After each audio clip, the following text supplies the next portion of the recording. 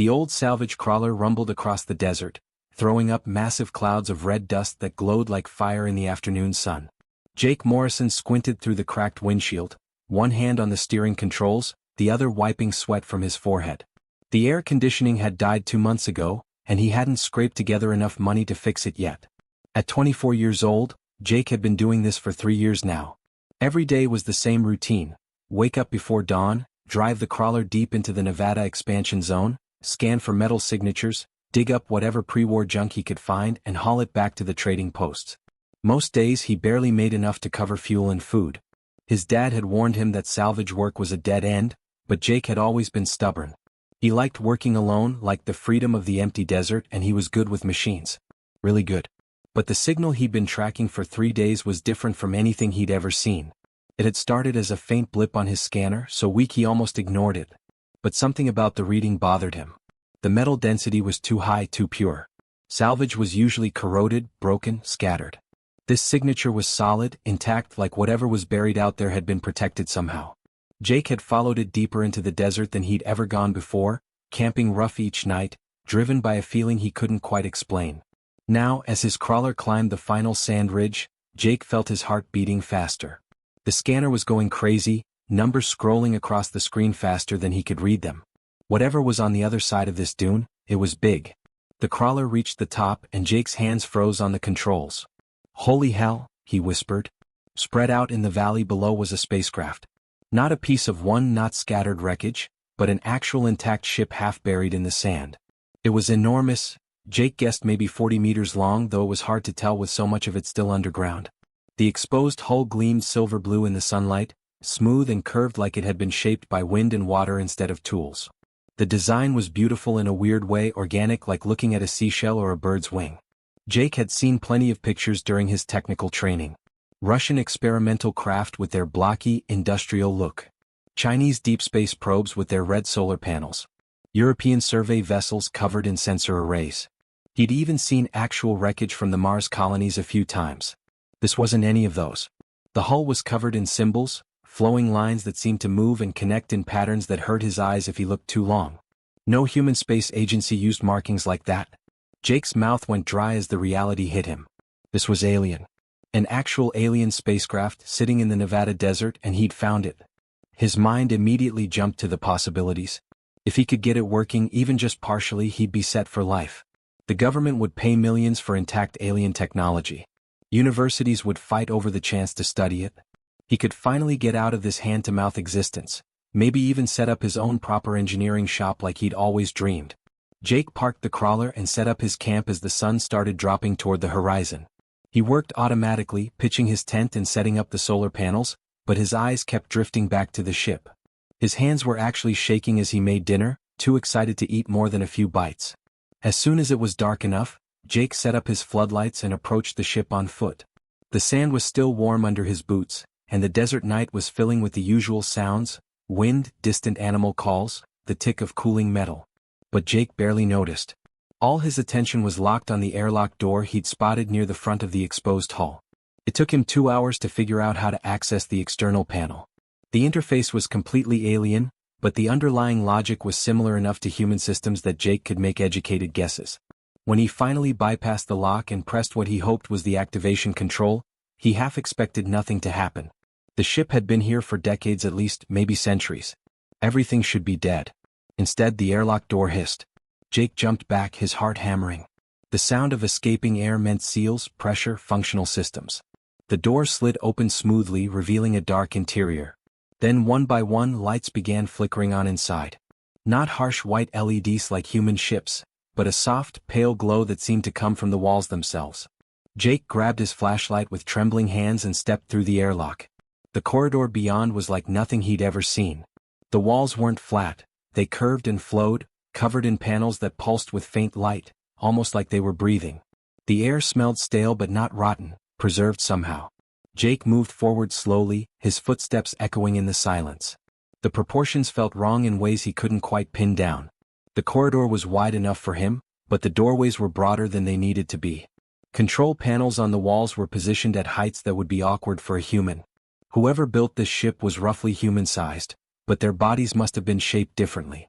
Jake's engineer instincts kicked in, overriding his nervousness. He began exploring systematically, cataloging what he found. Living quarters with beds that were too short and too wide. A galley with equipment he couldn't identify. Storage compartments. And then, after about an hour of searching, he found the engineering bay. His breath caught when he saw it. The fusion drive was right there, its core dark but clearly intact. Navigation computers lined one wall, their screens dead but showing no obvious damage. Life support systems hummed quietly on backup power. Backup power that, according to the readings he could make out, should have run dry decades ago. This ship could be repaired. Jake knew it in his bones. It would take time, maybe weeks or months, but he could bring this thing back to life. Deeper in the ship, Jake found what had to be the captain's quarters. The room was larger than the others, with a desk built into the wall and storage compartments sealed with symbols he was starting to recognize as some kind of writing. On the desk sat a terminal, its screen glowing amber. Jake approached carefully and touched the screen. It responded immediately, text flowing across the display in those same alien symbols. A logbook, he realized. The ship's records. His handheld scanner had a translation program. Not great, but better than nothing. He pointed it at the screen and watched as it slowly, painfully began converting the alien text into English. The first entry talked about departure from somewhere called the Canary Home System. A survey mission. Routine observations. Jake should have sat down right then and read through everything. Should have learned what happened to this ship and its crew before he touched anything else. But he was exhausted. The adrenaline was wearing off, leaving him shaky and tired. And he was so excited about the possibilities that he couldn't think straight. The logs would still be there in the morning. He could read them after he got some sleep, maybe start making a repair plan. Jake marked the location of the captain's quarters in his mental map of the ship and headed back to his tent. As he sealed the airlock behind him and walked across the sand, he felt like the luckiest man alive. He had no idea he just made the biggest mistake of his life. Jake woke up on day 2 with a plan. He'd spent half the night lying in his tent, staring at the ceiling, his mind racing with ideas. The ship was reparable. He was sure of it. But it would take time, patience, and every trick he'd learned in 3 years of salvage work. He started with the basics. Power systems first. Nothing else mattered if he couldn't get electricity flowing through the ship. The fusion reactor was intimidating, bigger and more complex than anything he'd worked on before, but the principles were similar enough. Jake spent hours tracing conduits, testing connections, replacing corroded sections with parts he fabricated using his crawler's 3D printer. The printer wasn't designed for alien technology, but metal was metal, and connectors were connectors. He just had to be creative. By day 3 he had backup power running to half the ship. By day 5 the environmental systems were humming, filling the corridors with fresh, recycled air instead of the stale atmosphere that had been trapped there for decades. Jake found himself spending more time inside the ship than in his tent. It felt safer somehow, more comfortable, even though he was surrounded by alien technology he barely understood. He worked 16-hour days, stopping only when exhaustion forced him to rest. His hands were covered in cuts and burns from hot metal and sharp edges. His back ached from crawling through maintenance tunnels. But Jake had never felt more alive. This was real engineering, the kind of challenge that made everything else he'd done feel like child's play. Between repair sessions, when he needed to let the printer work or wait for systems to cool down, Jake returned to the captain's quarters and read the logs. The ship was called the Wandering Echo. He liked that name, it had a poetic quality that surprised him. The captain was someone named Thelver, and his species called themselves the Canary. Jake's translation program struggled with a lot of the text, spitting out awkward phrases and weird word choices, but he got the general meaning. The early log entries were almost boring in their routine. Captain Thelver wrote about star surveys, recording the spectrum of distant suns. Mineral assessments of dead planets and asteroids. The daily challenges of keeping a crew happy during months of empty space travel. Broken equipment, personality conflicts, the weird physics of jump travel. One entry was just a long complaint about the food synthesizer making everything taste like cardboard. Jake found himself smiling as he read. The Canary seemed peaceful, curious about the universe in a genuine way. They weren't conquerors or warriors.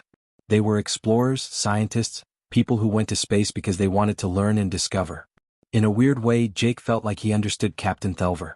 They were both engineers at heart, both people who wanted to know how things worked. The logs covered nearly 2 years of travel. 2 years of jumping from system to system, cataloging planets, taking samples, adding to the great database of Canary knowledge. Nothing dramatic, nothing dangerous. Just the slow, steady work of exploration. Then came entry 847.3 and everything changed. Detected unusual energy signature near rogue planetoid in system J447, Captain Thelver had written. The pattern doesn't match any natural phenomenon in our database. Recommend investigation despite deviation from survey route. Potential archaeological significance. The science team is very excited. Jake leaned closer to the screen, his fatigue forgotten. This was where it got interesting. 3 days later, another entry, surface team has confirmed artificial structures. Repeat, artificial structures. Prestellar age, possibly older than any civilization in Federation records. The ruins are massive, carved directly into the planetoid's core. Chief Science Officer requests extended study period. I've approved 2 weeks. This could be the discovery of the century. Jake sat back, his mind racing. Ancient alien ruins older than the Kinari themselves. That was huge. No wonder they'd stopped to investigate. He would have done the same thing. On day 12 of his repair work, Jake finally felt ready to attempt the big one, restarting the main fusion reactor. He'd been building up to this moment all week, checking and double-checking every connection, running diagnostics until his eyes blurred. The reactor was the heart of the ship. If he messed this up, he could trigger a meltdown that would vaporize him and everything within half a mile. He went through the startup sequence slowly, following the procedures he'd pieced together from the ship's maintenance logs. His hands were steady on the controls, but his heart was pounding so hard he could hear it in his ears. The reactor hummed to life. Jake felt it through the deck plates first, a deep vibration that grew stronger and steadier. Lights throughout the ship brightened from dim emergency mode to full illumination. Displays flickered on, showing system statuses and alien text he was starting to recognize. The air circulation increased, and he heard the distant sound of sand cascading off the hull as the wandering echo shifted slightly, its internal gravity systems activating. He'd done it. He'd actually brought a dead alien starship back to life. Jake let out a whoop of triumph and did a little dance in the engineering bay, not caring how stupid he looked. This was the greatest achievement of his life. He'd resurrected something that had been silent for 70 years at least, maybe longer. Technology from another species, another civilization, and he'd figured it out through sheer determination and engineering know-how. That night, still buzzing with success, Jake returned to the captain's quarters with a ration bar and a bottle of water. He was too excited to sleep, so he decided to read more of the logs. The wandering echo was alive again. He wanted to know more about the ship's history, about Captain Thelver and the Kinari crew. The entries after the archaeological discovery were different. Jake noticed it immediately. They were shorter. The writing was more fragmented, less organized. Captain Thelver's usual precise, almost formal style started breaking down. Little details crept in that hadn't been there before. Mentions of crew morale problems, equipment malfunctions that didn't make sense, strange readings from the science labs. Several crew members report disturbed sleep. One entry read, Navigator Ryan and Science Officer Vena both describe identical dreams. Vast emptiness, voices speaking in languages they don't understand, a feeling of being watched. Medical Officer Kelver has examined both. Brain scans show normal activity. No physiological cause identified. Recommending reduced work hours and mandatory rest periods. Jake frowned. That was odd but not alarming. Space travel was stressful. People had weird dreams. It happened. But the next entries got worse. Chief Engineer Morsal has become fixated on the artifacts we brought aboard from the ruins. He spends all his off-duty hours in the lab, studying them, measuring them, running tests that nobody authorized. When I confronted him, he claimed he could hear them. Said they contain messages encoded in quantum patterns. I've confined him to quarters pending full psychological evaluation. Jake felt a chill run down his spine despite the warm desert night outside. He told himself it was nothing. The crew had spent too long studying those ruins. The isolation had gotten to them. Space madness, cabin fever, whatever you wanted to call it. It was a known risk for long-duration missions. Even human astronauts experienced psychological problems after months in space. This had nothing to do with him or his discovery. The wandering echo had crashed decades ago. Whatever happened to the Kinari crew was ancient history. But even as he thought it, Jake couldn't quite make himself believe it. He kept reading anyway, unable to stop, the success of the day forgotten as the captain's logs drew him deeper into a mystery he was beginning to wish he'd never discovered. Day 14 started like any other. Jake woke up before dawn, made instant coffee on his camping stove, and headed into the wandering echo with his toolkit. He'd been working on the atmospheric thrusters for 2 days, and today was the day he'd find out if all that work had paid off. The thruster systems were located in 4 pods along the ship's underside. Jake had replaced burned-out control boards, resealed fuel lines and recalibrated the ignition sequences. Now came the moment of truth. He settled into the pilot's chair, designed for a canary body but close enough to human proportions that he could reach the controls, and began the startup sequence. The ship vibrated. A low hum filled the cabin, growing louder. Jake's eyes were locked on the altitude display as he gradually increased power. 1 meter off the ground. 2 meters. 3 meters. The wandering Echo was actually flying, hovering above the desert sand on columns of superheated air. Jake held it there for 30 seconds, his heart racing, before gently bringing the ship back down. Sand exploded outward in all directions as the thrusters reversed. The landing was rough but controlled. He'd done it. The ship was airworthy. With another week of work on the main engines, it might even be spaceworthy. He should have been celebrating. Instead, Jake felt sick to his stomach. He'd been avoiding it for days, but he couldn't put it off any longer. The captain's logs were calling to him, demanding to be read. That night, after a meal he barely tasted, Jake returned to the captain's quarters and pulled up the next entries.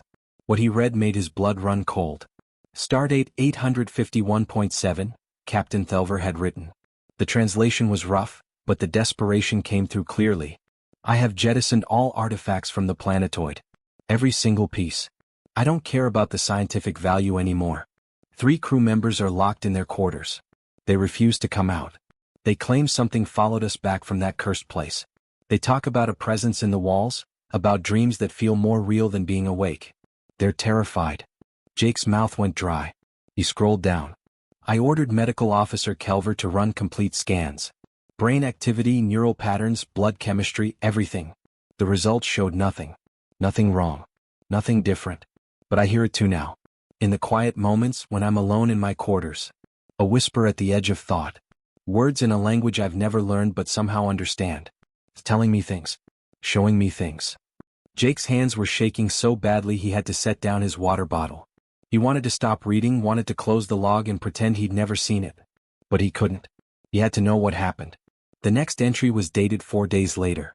Stardate 852.1. Everything is falling apart. Morsal broke out of confinement this morning.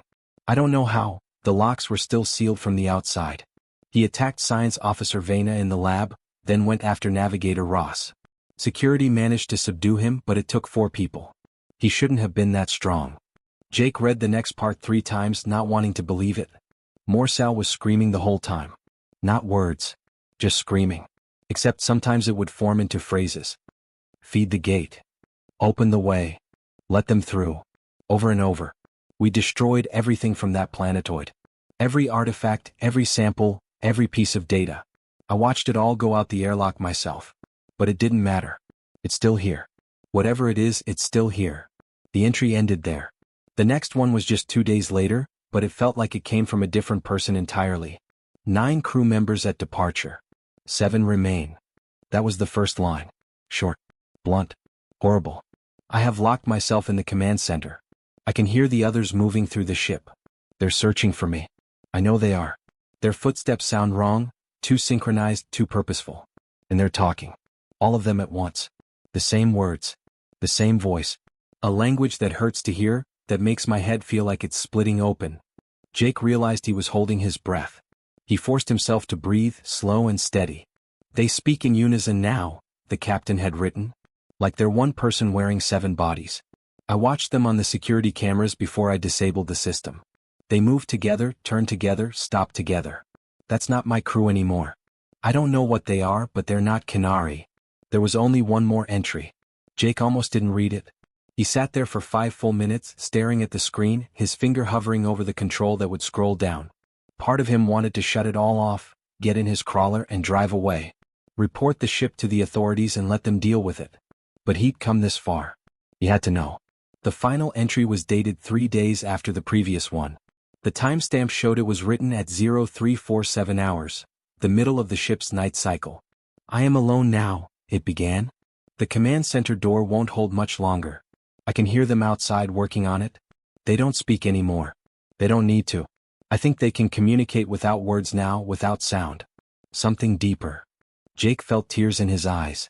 He didn't even know Captain Thelver, had never met a Canary in his life, but the fear and loneliness in those words was universal. I've done what I can. Navigation is locked.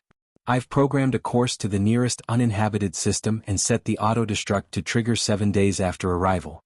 No one will find this ship. No one will bring back whatever infected my crew. Then came the warning.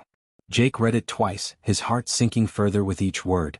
To whoever finds this, if my plan failed, if the ship survived, do not board the Wandering Echo. Destroy it from a distance. Use nuclear weapons if you have them. Any matter if you can. Do not attempt to access Cargo Bay 3. Do not try to salvage the technology. Do not. The log ended mid-sentence. Just stopped. No closing, no signature, nothing. Jake sat in the dark for a long time, his mind refusing to process what he'd just read. Finally, with shaking hands, he accessed the ship's navigation system. It took him 20 minutes to find the historical flight data, buried deep in the computer's memory. Captain Thelver had plotted a course to an uninhabited system, just like the log said. Jake could see it clearly in the data, a red dwarf star with no planets, no resources, nothing that would ever attract visitors. A perfect place for the Wandering Echo to die alone. But something had changed the course. Jake pulled up the modification timestamps. The course had been altered 6 hours after Captain Thelver's final log entry. The new destination made Jake's blood freeze in his veins. Sol system. Specifically, a trajectory that would bring the ship into Earth's atmosphere over North America. Jake cross-referenced the dates, did the math 3 times to make sure. 73 years ago, the Wandering Echo had been heading straight for Earth. Something, maybe fuel depletion, maybe damage from whatever happened to the crew, maybe just luck, had forced it down in the Nevada desert before it could reach populated areas. 73 years ago, something had tried to reach Earth. And Jake had just brought its ship back to life. He'd repaired the power systems, fixed the reactor, gotten the thrusters working. In another week, he would have had the main engines operational. He would have tried to fly it, maybe even tried to reach orbit. Jake stood up so fast his chair fell over. He backed away from the terminal like it might bite him, his breath coming in short gasps. His mind was racing, showing him images he couldn't shake. The Canary crew changed into something else, all speaking with one voice. Captain Thelver alone in the command center, knowing he was about to die. Whatever had infected them, whatever they'd brought back from those ruins, it had tried to use the ship to reach Earth. It had failed once. Jake had almost given it a second chance. Jake didn't sleep that night. He couldn't. Every time he closed his eyes, he saw Captain Thelver's final words, saw the image of 7 crew members moving in perfect unison, speaking with one voice. He lay in his tent staring at the canvas ceiling, listening to the wind howl across the desert, his mind spinning in circles. The smart move was obvious. Call the Space Authority. Tell them he'd found an alien ship with some kind of biological hazard aboard. They'd send a team, quarantine the whole area, probably give him a finder's fee and a medal. He could walk away clean, alive, with enough money to start over somewhere else. But Jake couldn't stop thinking about Cargo Bay 3. Captain Thelver had mentioned it specifically in that final log entry. Do not attempt to access Cargo Bay 3. Why that bay in particular? The captain had said all the artifacts were jettisoned, thrown out into space. But what if something had remained? What if one of the infected crew members had hidden something before they completely lost themselves? Jake told himself he just needed to verify the bay was empty. One quick check, then he'd make the call to the authorities. It was the responsible thing to do. He couldn't report a hazard without knowing exactly what the hazard was, right? That's what he told himself as dawn broke over the desert and he gathered his equipment. He suited up carefully, checking every seal twice. Whatever had infected the Canary, he wasn't taking chances. His environmental suit was old and patched, bought third-hand from a mining operation, but it was airtight and equipped with its own air supply and medical monitoring system. If something was wrong, the suit would tell him. The cargo bay was located in the aft section of the ship, past the crew quarters and the galley. Jake had mapped out most of the Wandering Echo during his repairs, but he'd avoided the cargo areas. They weren't essential to getting the ship operational, and he'd had plenty of other work to keep him busy. Now, standing in front of the massive cargo bay doors, Jake realized why he'd been avoiding them. The doors were sealed with a priority lock, the kind used for dangerous materials or classified cargo. A red warning symbol was etched into the metal, and while Jake couldn't read Canary text fluently, he recognized the word for danger. The lock required manual override from the engineering deck. Jake spent 2 hours working through the security systems, bypassing safeties, rerouting authorization protocols. His hands were steady, his engineer's mind focused on the technical challenge, but his heart was hammering the whole time. Part of him hoped the doors wouldn't open, that the lock would prove impossible to crack. But Jake was good at his job. Too good. The heavy doors ground open with a screech of metal that echoed through the empty ship. Jake's helmet lights cut through the darkness of the cargo bay, sweeping across a space that should have been empty. Captain Thelver had jettisoned everything. The cargo manifest Jake had found showed 0 items in storage. The manifest was wrong. In the center of the bay, sitting on the deck like it had been carefully placed there, was something that made Jake's brain hurt just looking at it. A crystalline structure, maybe 2 meters tall, shaped like a spiral that twisted in on itself. Except the twisting didn't make sense. The geometry was wrong. It seemed to fold through dimensions that shouldn't exist, creating angles and curves that made his eyes water when he tried to follow them. The thing pulsed with light, a faint greenish glow that had nothing to do with the ship's power systems.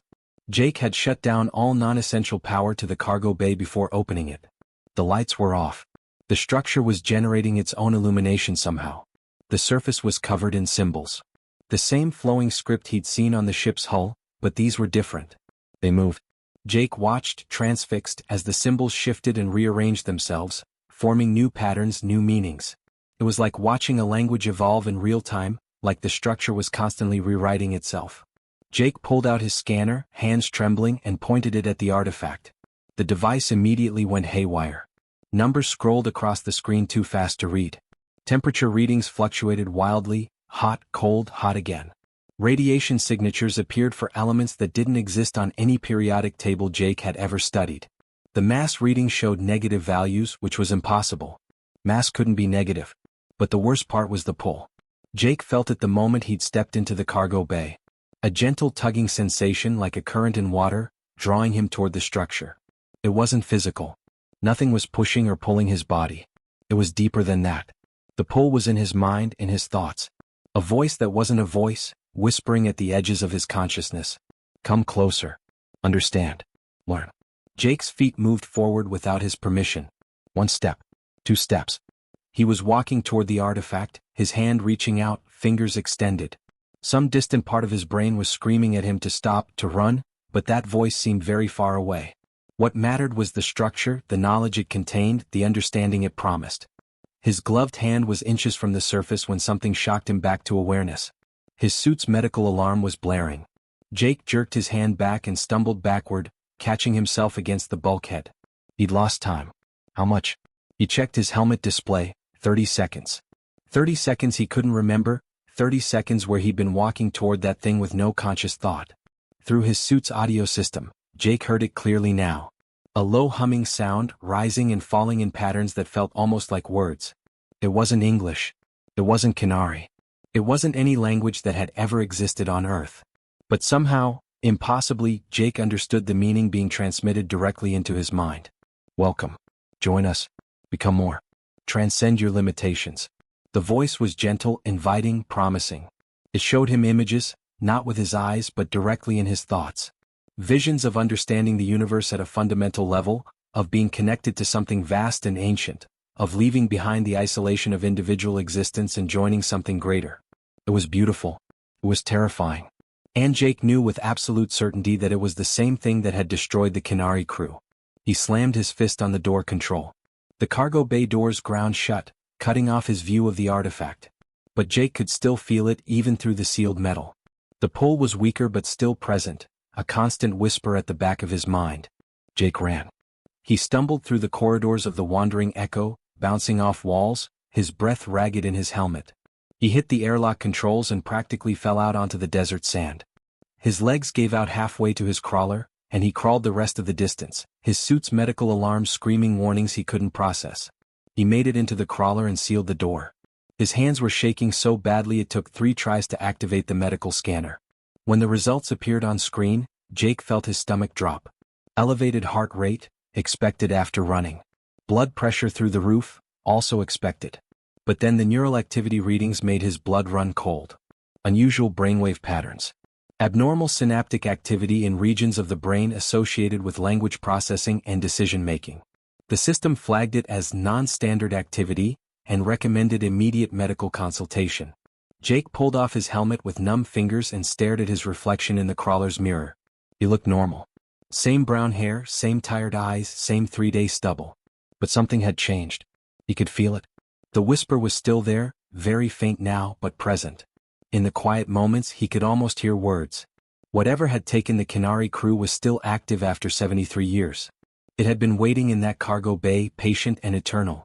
And now it was inside Jake's head, a seed of something alien and wrong beginning to take root. He had maybe days before he wasn't Jake Morrison anymore. Maybe less. Jake didn't sleep for the next 48 hours. He couldn't risk it.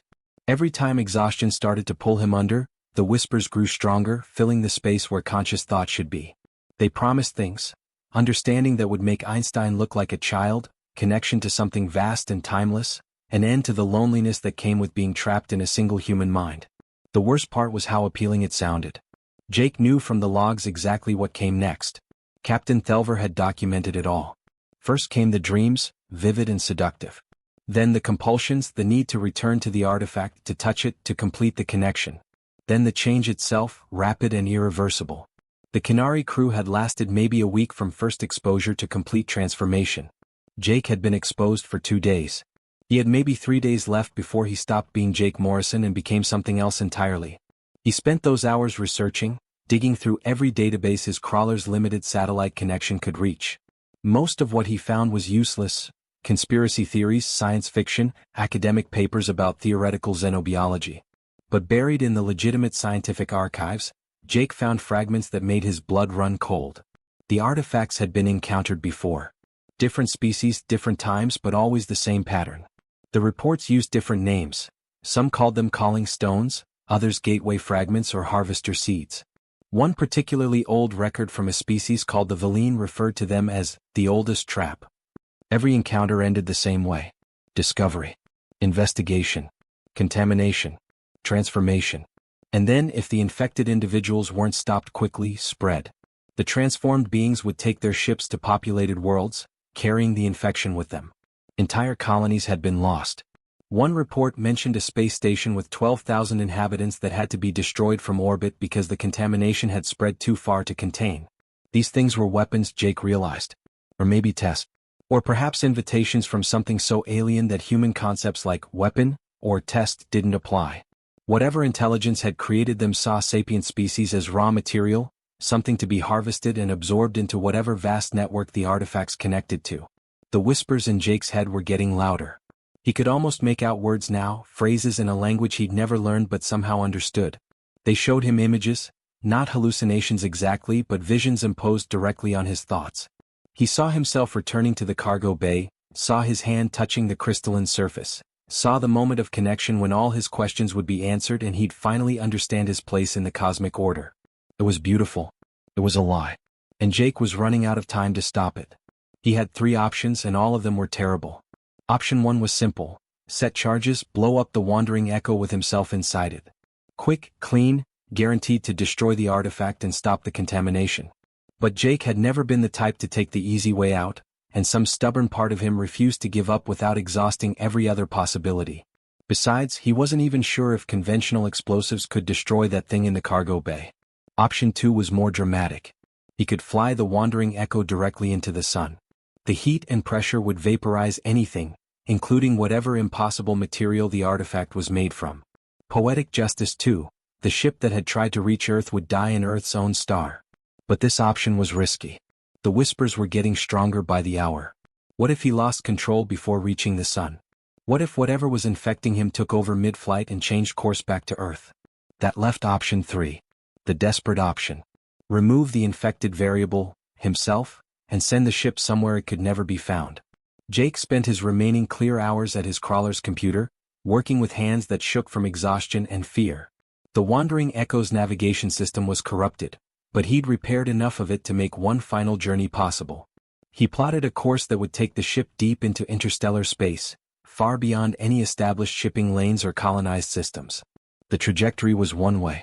Once the ship reached cruising velocity, it would keep going essentially forever, accelerating slowly but constantly due to residual thrust from the fusion drive.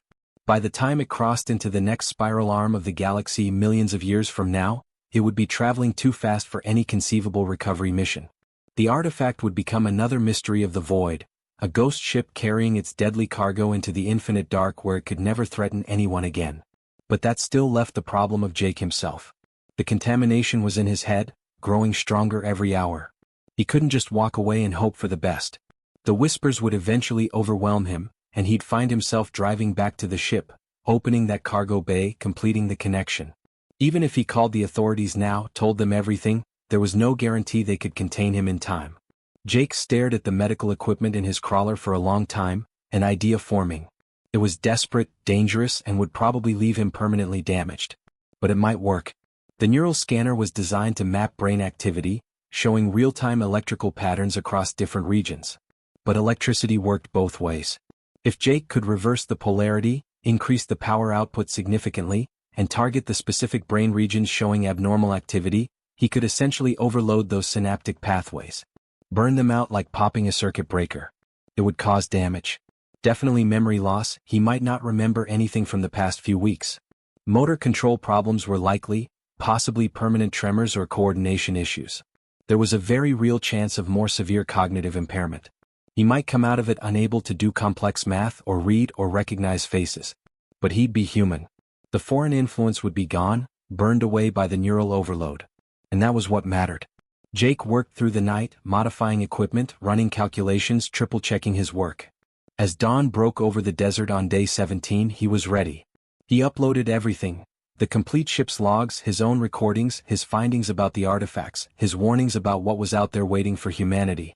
He sent copies to every backup system he could access, set them to auto-transmit to scientific institutions and government agencies if he didn't cancel the upload within 72 hours. Then he suited up one last time and entered the wandering echo. The whispers were screaming now, no longer gentle invitations but urgent demands. Return. Complete. Join. His feet wanted to turn toward the cargo bay. His hands wanted to open those doors. It took every ounce of willpower Jake had left to make it to the bridge instead. He strapped himself into the pilot's chair and initiated the launch sequence he'd programmed. The fusion reactor roared to life at full power. The atmospheric thrusters engaged, then the main engines. The wandering echo shuddered, sand cascading off its hull in waves, and began to rise.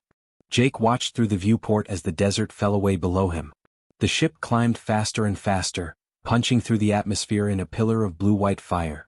His crawler was a tiny dot on the sand, then invisible, then the whole planet was shrinking behind him as the wandering echo reached escape velocity and kept accelerating. When Earth was just a blue marble in the distance, Jake activated the autopilot and set the final course. The ship's thrusters fired in a complex sequence, adjusting trajectory, pointing the nose toward empty space between the stars. The engines engaged at maximum burn, and Jake felt the acceleration press him back into the seat. He stayed long enough to verify the course was locked and irreversible.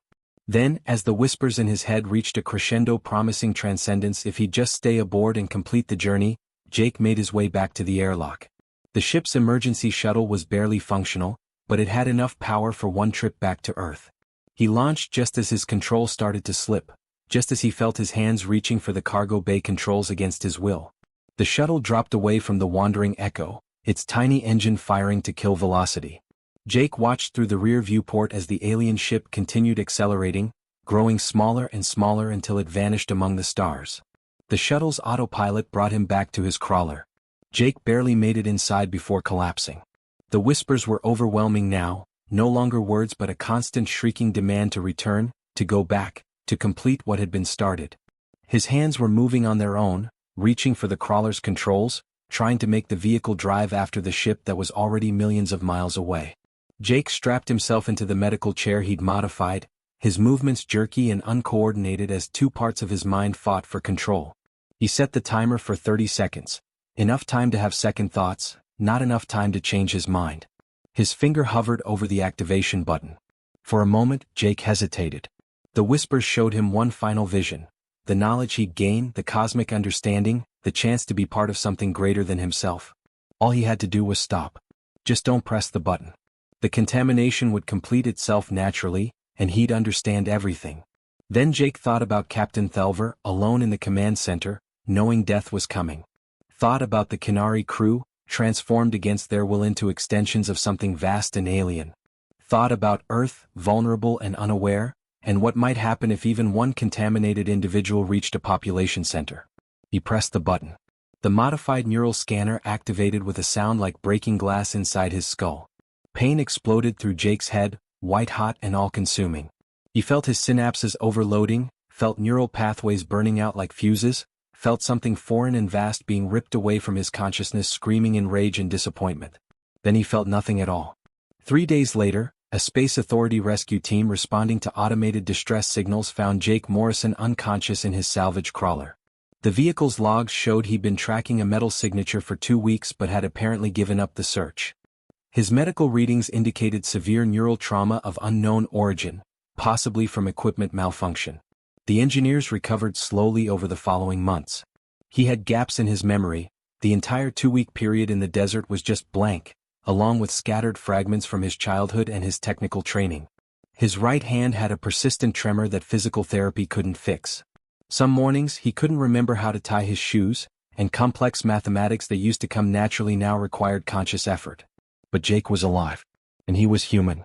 Sometimes, on clear desert nights, Jake would stare up at the stars and feel a certainty he couldn't explain. They weren't alone out there. There were wonders in the cosmos, yes, but also dangers. Ancient things that waited patient and eternal for curious species to find them. Humanity needed to reach for the stars, needed to explore and discover and learn. But they also needed to be careful. Because some mysteries once solved couldn't be unsolved. Some doors once opened couldn't be closed. And not everything waiting out there in the infinite dark wished humanity well. Jake couldn't remember why he believed this so strongly.